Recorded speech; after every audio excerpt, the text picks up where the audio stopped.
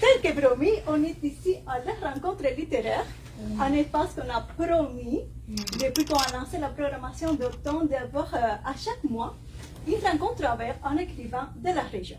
Et donc, pour ouvrir, pour lancer cette série de rencontres, nous avons invité, nous avons la chance qu'il a accepté d'être ici, Marie-Josée Saint-Laurent. Bonsoir. Bonsoir Anna. Merci infiniment de m'avoir invitée. Ça fait tellement trop longtemps que je suis sortie de ma tanière. Bonsoir amis Facebook. Merci d'être là. Je sais on est un petit peu en retard, c'est pas grave. On va se reprendre. Alors Anna. Oui.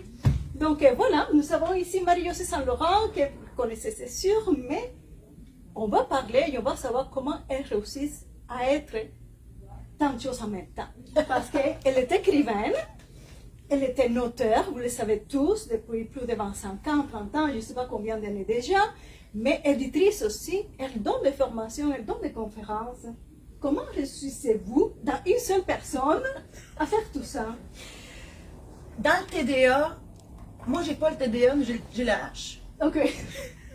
En fait, comment on réussit ça? Bon, j'ai pas d'enfant. J'ai un chum à temps partiel. Ça aide. J'ai un chien qui s'appelle Marcel. Ok. Lui, il n'est pas trop demandant quand même. Mais des fois, dans nos chroniques, il nous demande un peu. Je prétends que les gens les plus occupés, c'est ceux qui ont le plus de temps. Parce qu'on est organisé. Ça, c'est vrai. Moi, je suis vierge de signe astral. Juste de signe astral. Et on est très méthodique, on est très organisé. Ok. Ben, Donc, je pense c'est que vraiment c'est- l'agenda.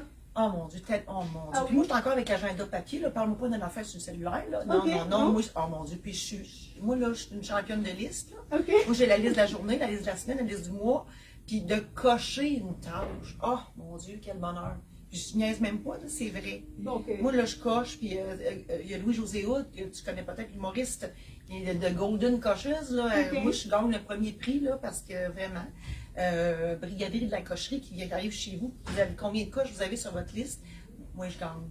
bon, Mais- bonne idée. Mais, Donc, tu sais, ça fait 31 ans que je suis notaire. Que j'étais, je devrais dire, j'étais encore notaire, j'ai gardé mon titre, mais ça fait 1 mois que j'ai fermé mon étude parce que j'ai subi une hystérectomie totale.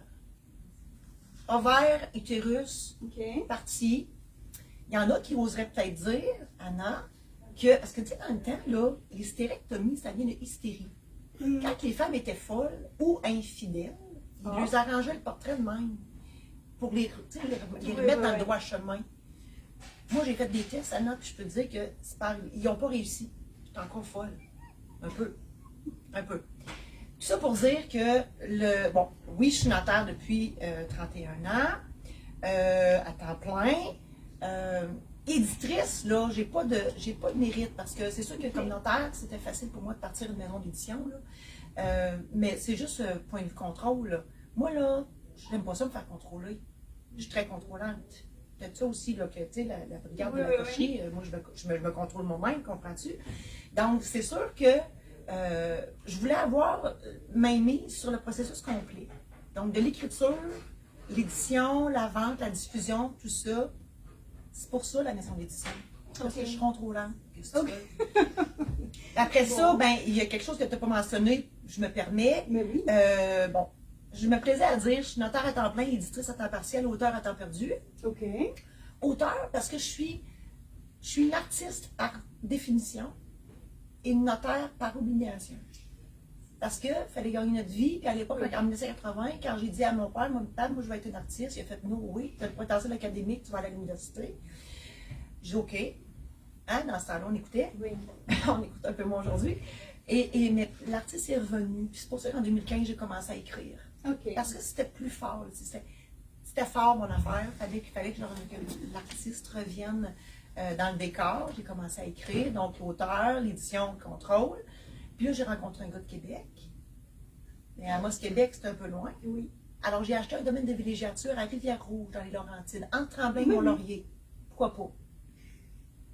Des chalets à louer, chalets en Boiron, domaineamarius.com. Ah bon, c'est Voilà. parfait ça. Je Donc, dors mes 8 heures par nuit. Mais mon rythme, je le sais, je suis folle. Je suis folle, puis ça ne changera pas. Là. Je suis en congé, je suis en convalescence, ça ne paraît pas, là, mais la médaine, elle se brosse un peu. Mais je me lève à 4 heures le matin. Je vais marcher trois fois semaine avec Marcel. Parce que mon chien, c'est un pug qui ressemble à un gros rose beef sur 4 pattes Louis XVI. Fait qu'il faut qu'il marche un peu. Donc, on marche un 45 minutes. Je t'ai dit avant qu'on entre en ondes que je prenais une heure pour faire les réseaux sociaux le matin. OK, ouais. Puis après ça, je vais travailler à 6h30. Mais à 4h, là, le bureau est fermé. Mais je travaille tout ce temps-là. Et c'est ça que vous Mais à permet. 8h, je suis couchée. Mais donc, à partir de maintenant, vous avez plus de temps encore. Parce que tous les dossiers, mettons, de. Ben là, j'ai plus de notaire. Donc maintenant, Mais c'est comprends-tu plus que là, les formations, les conférences. Mais là, j'ai hâte, mais j'ai tellement hâte parce que là, moi, écoute, ça pétarade de partout dans ma tête. Là. Moi, j'ai une deuxième vie à vivre. Là. Puis là, ben, il faut que j'attende de guérir Oui. parce que ça fait juste un mois.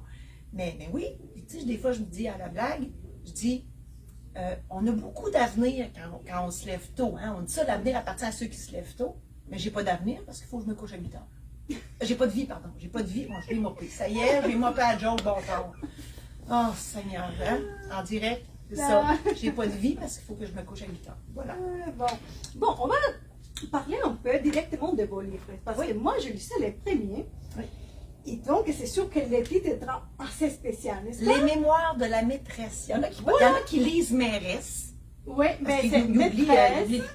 le T dans l'histoire. Ouais. Et donc, moi, j'ai lisais, c'était vraiment, j'ai trouvé très drôle, le pourquoi de la maîtresse, parce que c'est sûr qu'on ne s'entend pas, qu'on parle de la noteur, c'est les mémoires de la Oui, maîtresse. quand Donc, on dit j'ai tout maîtresse, compris. quand on dit maîtresse, on fait ouais. Exactement. Ouais. Après, j'ai tout compris, mais moi, j'aimerais que pour les gens qui ne l'ont pas lu encore, Ouais. si vous pouvez expliquer un peu Le pourquoi du comment. Exactement, D'où vient la maîtresse? Voilà.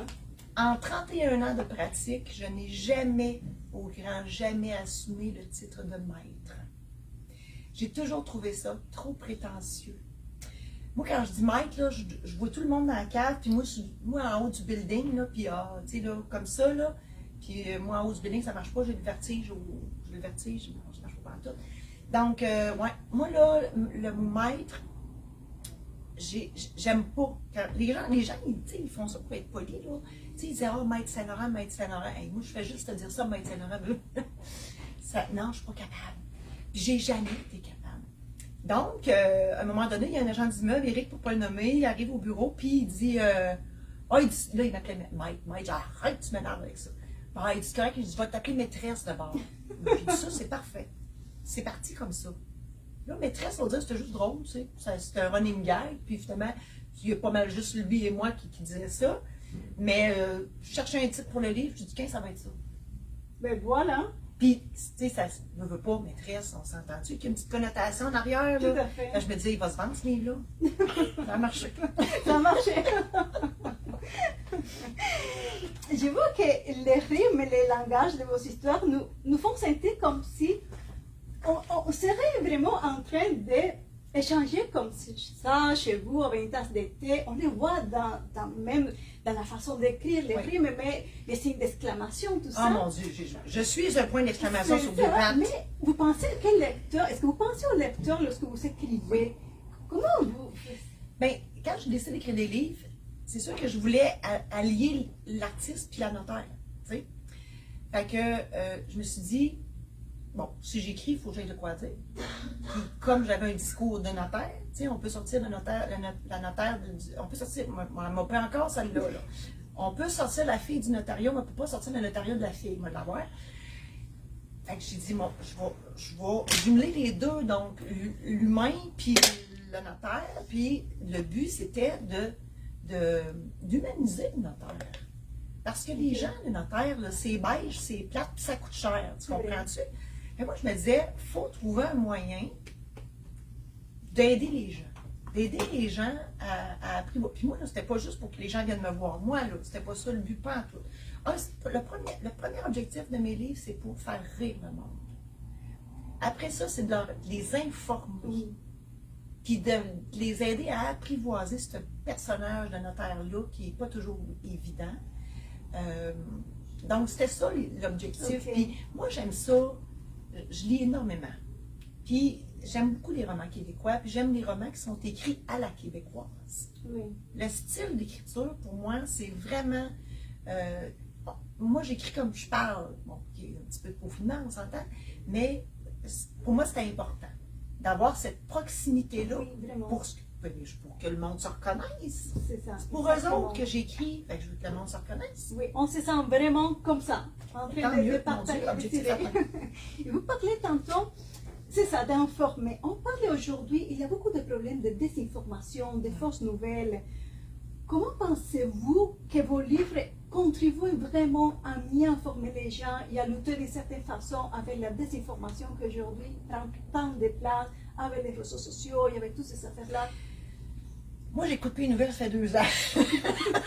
Ça te donne-tu une idée? C'est ça.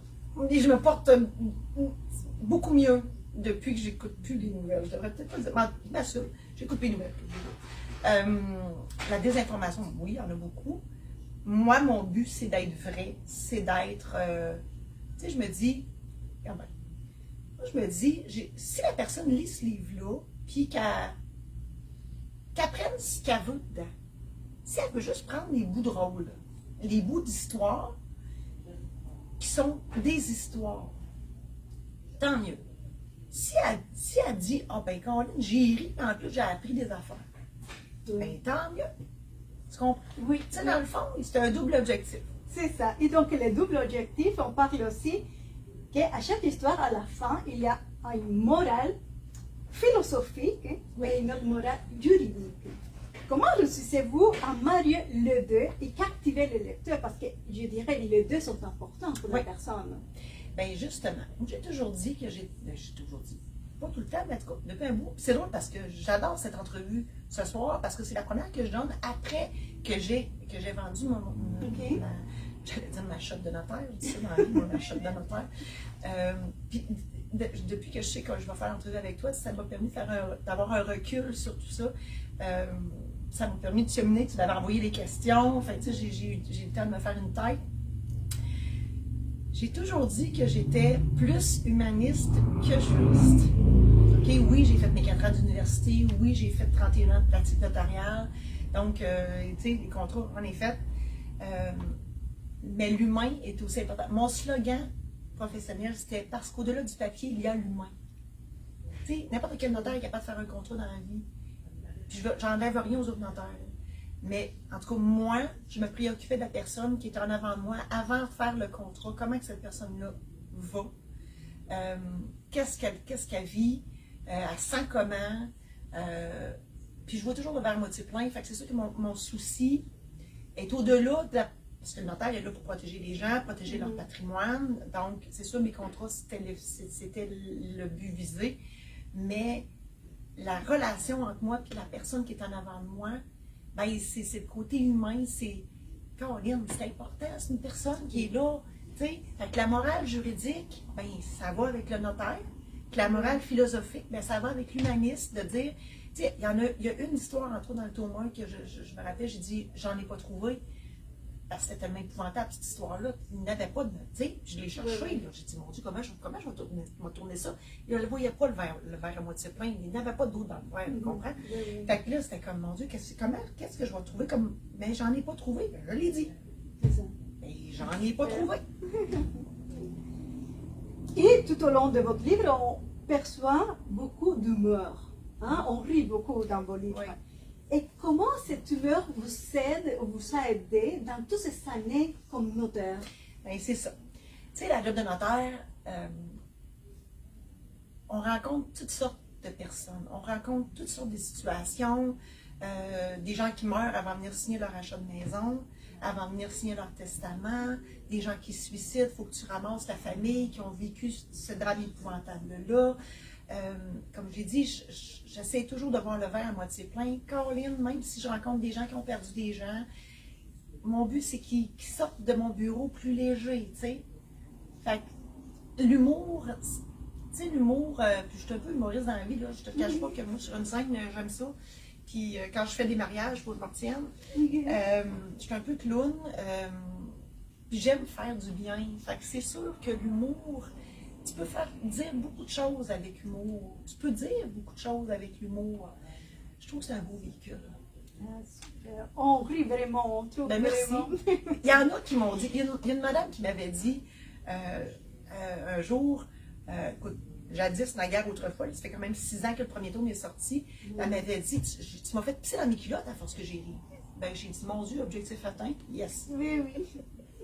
Et parlez-nous en fait de comment est venue l'idée d'écrire, oui, mais de créer aussi la propre maison d'édition, parce qu'on s'entend que c'est quelque chose de plus déjà, de travail et tout. Pourquoi ne pas éditer avec une autre maison d'édition? Pourquoi créer la propre? Comment c'est venu cette idée-là? C'est une question de contrôle. Moi, je suis, Okay. moi, je suis maniaque, je suis folle. Je l'ai dit, l'industrie russe partie, ça n'a pas rien réglé. Là. Non, c'est clair. Moi, il faut que je contrôle la patente. Je n'ai pas fait ça bang de même. Je me suis dit un matin, je suis éditrice. Non. La Vierge de signe astral a fait la méthode. Je suis allée suivre des formations en écriture. J'ai suivi des formations en édition. On ne fait pas ça du jour au lendemain. Là. Ça prend une formation, ça prend un bagage en arrière de ça. Puis, je te dirais, Anna, que depuis que je suis toute petite, que j'écris, moi, j'écrivais des pièces de théâtre, j'avais 9 ans. Je les écrivais, j'y pensais, je les écrivais, je les jouais, costume, toute la patente. J'étais seule, mais je faisais tous les personnages. J'ai déjà pété une règle, tu sais, une verge, dans ce temps-là, on n'appelait pas ça un mètre, on appelait ça une verge. Aujourd'hui, la verge, c'est autre chose. On rentrera pas là-dedans. Le mètre, là, j'avais des élèves imaginaires. J'ai une salle de jeu, j'étais gâtée. J'avais une méga salle de jeu, grande comme ci. Puis, j'exagère à peine. Et j'avais tout là-dedans. Ce matin-là, j'étais prof d'école. J'avais le tableau, les pupitres, toute la patente. Mes élèves étaient tellement tannants que j'ai pété à rire. Ma mère est descendue en bas. Ben, tu bien me dire que c'est tout? Ben, je dis, man, il était tannant, qu'est-ce que tu veux? Oh mon Dieu! Écoute, ben, c'est ça. Ben, tu sais, j'étais un petit peu comédienne. Mais l'artiste, à part de loin, comprends-tu? Oui. Il a pris sa place. Oui, mais là, tu sais, à un moment donné, mais tu sais, avec l'école, l'université, tu sais, quand ton père il dit non, tu vas aller à l'université, là, OK, on a relégué ça aux oubliettes. L'artiste, elle s'est oubliée beaucoup, mais au bout de 25 ans, ça bang, elle revient, elle. Mais c'est ça. C'est comme ça. Parce que c'est comme ça que j'ai trouvé. C'est le moyen que j'ai trouvé pour ressurgir l'artiste. Wow! Et vous racontez des histoires drôles, tristes, des autres sont vraiment déchirantes. Oui.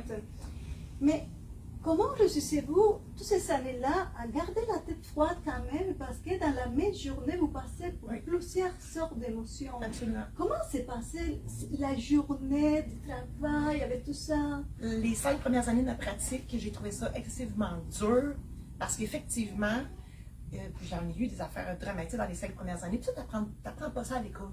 Tu sais, quand tu reçois une fille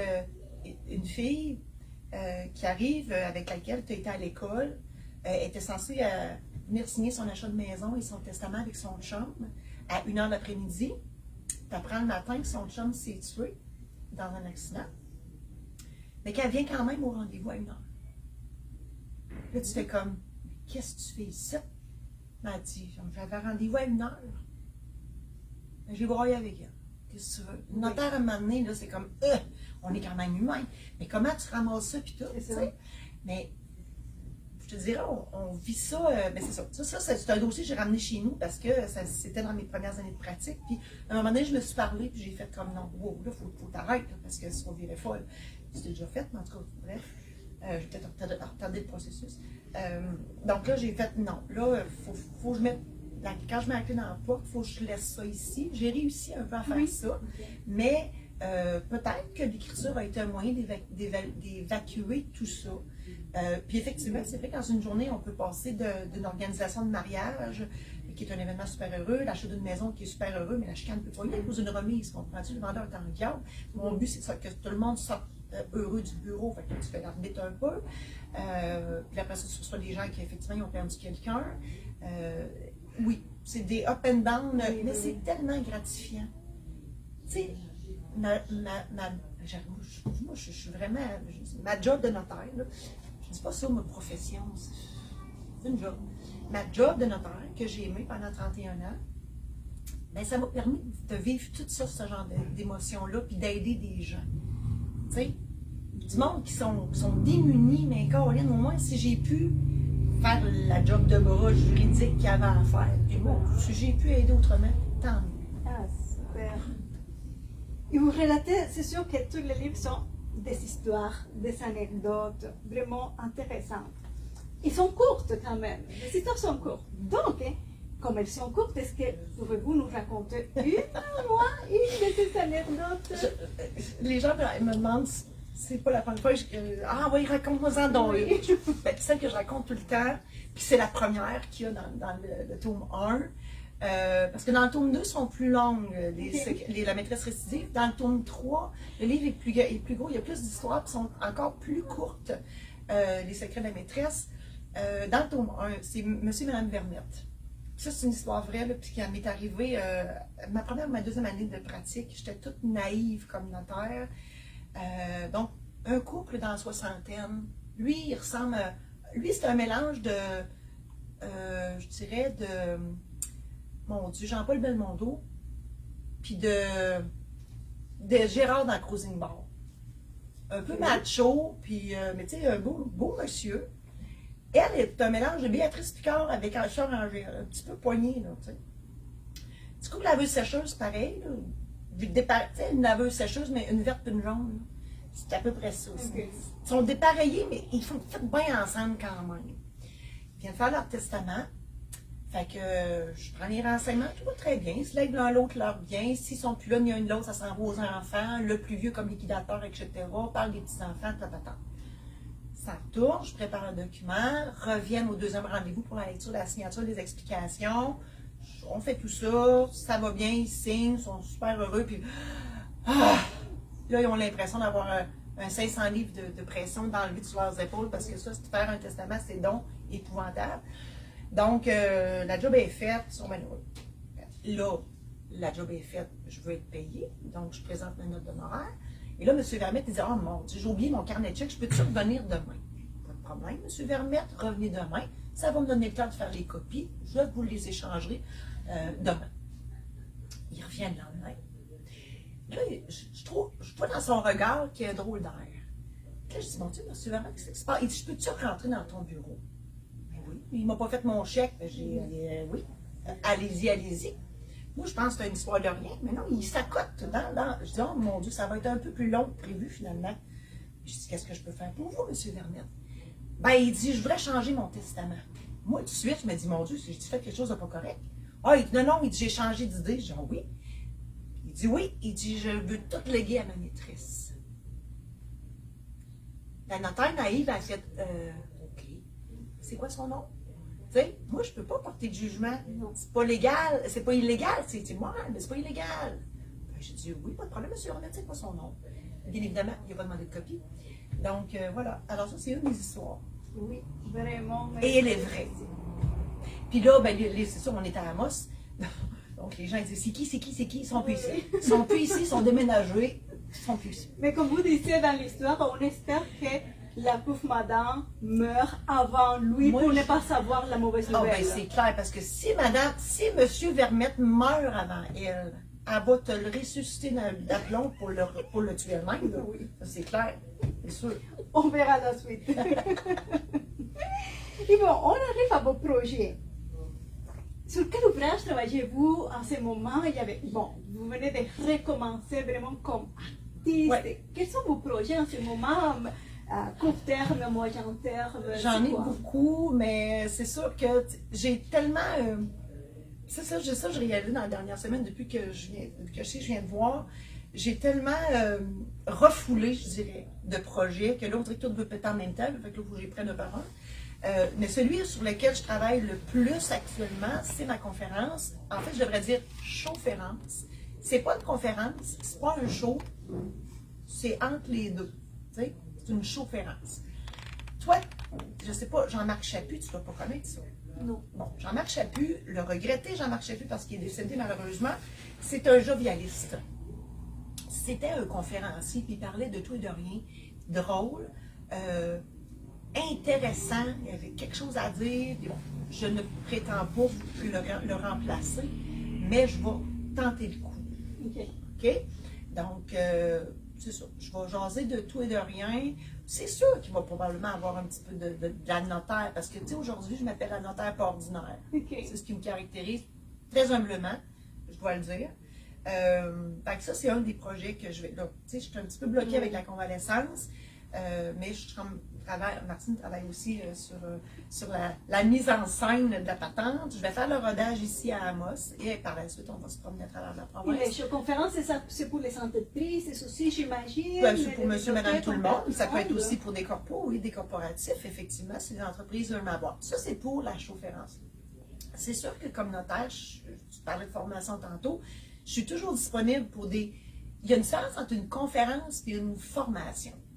La formation, c'est plus pointu. Hein. C'est pas un cours de droit, mais c'est vraiment une formation très théorique, je dirais. Testament, mandat d'inaptitude à l'aide médicale à mourir, mariage, succession, achat de maison. Ça s'adresse plus à des gens comme des conseillers en sécurité financière, des institutions financières. Donc, ces gens-là qui veulent peaufiner leurs connaissances sur ces sujets-là dans le but d'aider leurs clients. Ça, ce sont des formations. J'ai une formation en démarrage d'entreprise aussi. Et ces formations-là peuvent se faire en présentiel ou peuvent se faire sur le web, donc par Zoom. Ensuite, la conférence, ben, je parlais de notaire ordinaire, ben, ce qu'il y a dans mes livres, j'en fais aussi une conférence ou une showférence qui pourrait être, parce que la showférence dont je parlais tantôt, le titre provisoire, c'est tout est possible, là, il est à peaufiner, mais il va y avoir de quoi qui va ressembler à ça. La showférence sur la notaire ordinaire, ben, c'est les péripéties de la notaire ordinaire, ce sont mes livres, mais garagés sur une scène, hein, garagés dans mon sens. Puis les livres, ben, c'est sûr que les livres, je vais toujours en écrire. Mon Dieu, j'ai tellement de projets. J'ai un dictionnaire, le petit Saint-Lô. J'invente des mots, moi, des fois. OK. Ben, tiens, pourquoi pas? Ça en vient bien, ça en vient bien. D'ailleurs, quand j'ai écrit mes livres, puis il y a beaucoup de notes de bas de page. Il y a beaucoup de points d'exclamation, mais il y a beaucoup de notes de bas de page, surtout dans le premier. Moi, je suis en train de m'étouffer. Dans le premier, j'ai tellement trouvé des... J'étais tout le temps étonnée. Je fais, ben voyons, ça existe dans le dictionnaire, ça?